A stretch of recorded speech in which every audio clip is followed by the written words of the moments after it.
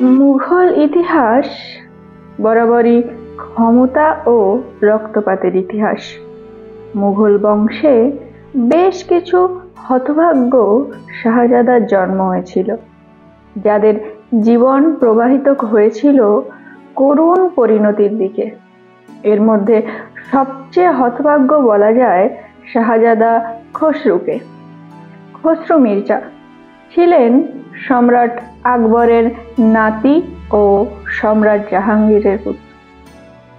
পরবর্তী সম্রাট শাহজাহান ছিলেন তার খুবই আপন ভাই। ভাগ্য খসরুর অনুকূলে থাকলে তার নামটি আজ ইতিহাসের তলানিতে না থেকে অন্যান্য মুঘল সম্রাটদের নামের সাথে গৌরবের সাথে উচ্চারিত হতো। পিতামহ আর অভিজাতদের উস্কানিতে পিতার বিরুদ্ধে বিদ্রোহ করে এক রক্তাক্ত পরিণতি বরণ করতে হয়েছিল খসরুকে। হ্যাঁ বন্ধুরা, আজকের এই ভিডিওতে আমরা আলোচনা করতে চলেছি মুঘল বংশের এক হতভাগ্য শাহজাদা সম্পর্কে। তাহলে চলুন ইতিহাস অনুসন্ধান ইউটিউব চ্যানেলের হাত ধরে জেনে নেওয়া যাক মুঘল অন্তরের সেই ইতিহাস। জাহাঙ্গীরের প্রথম স্ত্রী ছিলেন তার আপন মামা অম্বরের রানা রাজা ভগবান দাসের কন্যা মনাবাই।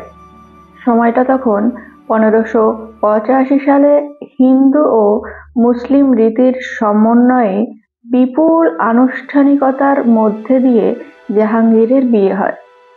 1857 সালের 16 আগস্ট তাদের ঘরে জন্ম হয় শাহজাদা খসরুর। জাহাঙ্গীর ছিলেন একই সাথে উচ্চাভিলাষী ও দায়িত্ববিমুখ। উচ্ছৃঙ্খল আচরণের জন্য তিনি কারোরই প্রিয়ভাজন ছিলেন না। তার মধ্যে যুদ্ধক্ষেত্রেও তিনি পারদর্শিতা দেখাতে ব্যর্থ হন। মেবারের বিরুদ্ধে আক্রমণের নেতৃত্ব দিয়ে তিনি চরম ব্যর্থতার পরিচয় দেন। এরকম অবস্থায় আকবরের ঘনিষ্ঠজনরা উত্তরাধিকার হিসেবে জাহাঙ্গীরের ছোট ভাই দানিয়েলকেই বিবেচনা করতে শুরু করেন। অবস্থা বেগতিক দেখে 1601 সালে জাহাঙ্গীর তার পিতার বিরুদ্ধে বিদ্রোহ ঘোষণা করে এলাহাবাদে স্বাধীনতা ঘোষণা করেন। বিদ্রোহের এই সময়ে মানসিংহের মতো প্রভাবশালী আমাত্যরা, এমনকি স্বয়ং সম্রাট আকবরও উত্তরাধিকার হিসেবে জাহাঙ্গীরের পুত্র খসরুকে মনোনীত করার চেষ্টা করেন। তার যথেষ্ট কারণও ছিল। মুঘল দরবারে এক পাদ্রী এডওয়ার্ড টেরির মতে 18 বছর বয়সে খসরু যেসব কিছু ছিলেন তার পিতা সেটা ছিলেন না। তিনি ছিলেন ব্যক্তিত্ব সম্পন্ন, সাহসী, যুদ্ধক্ষেত্রে প্রতিভাবান সেনাপ্রধান। এই সিদ্ধান্তে বাধ্য হয়ে জাহাঙ্গীর পিতার কাছে আত্মসমর্পণ করেন। আকবরও যদি জাহাঙ্গীরের বিদ্রোহ সামলাতে সক্ষম হন, কিন্তু তার হাতে কোনো উপায় ছিল না। তার এক পুত্র মুরাদ অতিরিক্ত মদ্যপান করে আগেই মারা গিয়েছিলেন। আর এক পুত্র দানিয়েলও কম বয়সে মারা গেলে শোকাহত সম্রাট জাহাঙ্গীরকে ক্ষমা করে দেন আর মৃত্যুর আগে মুঘল বংশের উত্তরাধিকার মনোনীত করে যান। কিন্তু মই নিয়ে হাঁটা দেওয়া ব্যক্তিরা তখন কেউ খবর রাখেনি গাছে উঠিয়ে দেওয়া খসরুর অবস্থা। খসরুর নিজের সিংহাসনের প্রতি তেমন আকর্ষণ ছিল না। পরিস্থিতির শিকার হয়ে সম্রাট আকবর, এমনকি মানসিংহ, ভগবান দাস, খান এ খানার মতো প্রভাবশালী অমাত্যবর্গ, এমনকি জাহাঙ্গীরের সৎ মাতা রুকাইয়া বেগম ও সেলিমা বেগম পর্যন্ত খসরুকে সিংহাসনে বসাতে চেয়েছিলেন। গুরুস্থানীয় ব্যক্তিবর্গের এমন অনুপ্রেরণায় শাহজাদা খসরুর মনেও উচ্চাভিলাষ জেগে ওঠে। আকবরের জীবন শেষের দিকে তখন মুঘল দরবারের অভিজাত বর্গ উত্তরাধিকারের প্রশ্নে দুভাগে তখন বিভক্ত হয়ে পড়েন। একদল ছিলেন জাহাঙ্গীরের সমর্থক আর একদল ছিল খসরুর সমর্থক। সময়টা 1605 সালের 25 অক্টোবর। আকবরের মৃত্যু হলে সিংহাসনে চূড়ান্তভাবে বসেন সম্রাট জাহাঙ্গীর। শুরুতে তিনি ছিলেন বিদ্রোহীদের ক্ষমাসুন্দর দৃষ্টিতে দেখার মনস্থ করেন। সিংহাসনে বসার পর মানসিংহ সহ অনেকেই খসরু সমর্থক জাহাঙ্গীরের পূর্ণ আনুগত্য প্রদর্শন করেন। খসরু ছিলেন সম্পর্কে মানসিংহের ভাগ্নে। মানসিংহ চেয়েছিলেন খসরুকে নিজের সাথে বাংলায় নিয়ে যেতে। তিনি ভেবেছিলেন সাম্রাজ্যের দূরবর্তী এই অঞ্চলে সিংহাসনে বসাতে পারলে খসরু প্রায় স্বাধীনভাবে রাজ্য পরিচালনা করতে পারবেন। কিন্তু সাবধানী জাহাঙ্গীর খসরুকে রাজধানী ছাড়ার অনুমতি দেয়নি। শাহজাদা খসরু প্রায় বন্দি জীবন কাটাতে বাধ্য হন। আগ্রার দুর্গে স্বাধীনভাবে বিচরণ করতে পারলেও দুর্গের বাইরে যাওয়ার অনুমতি কিন্তু তার ছিল না। তাকে সামান্য কিছু সুযোগ সুবিধা দেওয়া হয়, রাজদরবারে সম্মানিত পদও তিনি লাভ করেন। কিন্তু যার অন্তরে স্বয়ং আকবরের জ্বালানো উচ্চাভিলাষের আগুন জ্বলছিল, তার জন্য এই সোনার খাঁচা কখনোই আরামপ্রদ হওয়া সম্ভব ছিল না। ক্রমে বন্দিদশা থেকে বেরিয়ে আসার কৌশল তিনি শুরু করলেন।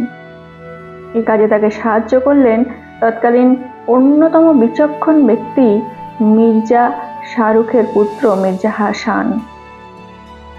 সেকেন্দ্রাতে তার পিতামহ আকবরের সমাধি দেখার অনুমতি নিয়ে 1606 সালের 6 এপ্রিল 350 জন ঘোড়সওয়ার নিয়ে বেরিয়ে পড়েন খসরু।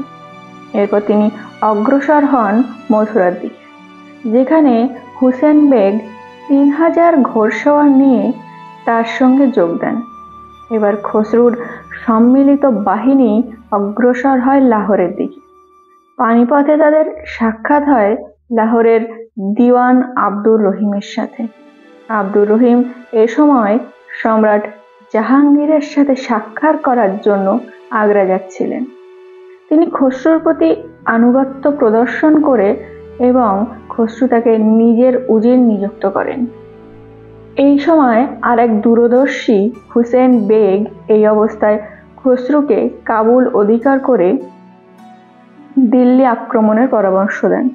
অবস্থার চাপে পড়ে খসরুও আকপিচ কিছুই বিবেচনা না করে সেই দিকে রওনা হন। এরকম সময়ে এই সিদ্ধান্ত যে কতটা হঠকারী ছিল তা কেউ উপলব্ধি করতে সক্ষম হয়নি।